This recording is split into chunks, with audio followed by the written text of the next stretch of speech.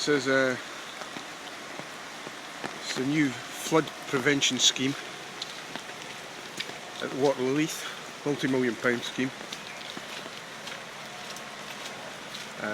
Some of the colonies are already flooded. This is the other side of Glen Ogle Road. The back, this is normally all park.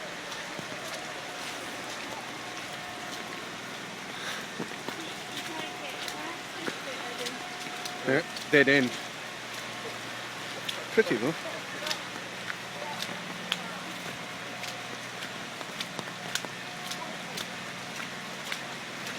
Right, you going in for a swim, Marley?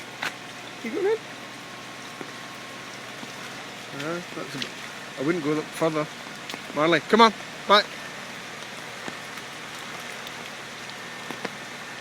Pretty impressive.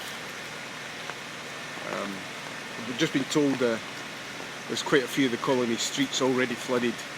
I don't think the flood prevention is completely finished, but I suppose this is the effect of it. You put a wall up the other side, it's all going to pour into the park. Nice. Right, time to go home. Come on, Marley. Come on, wee man. You're all wet.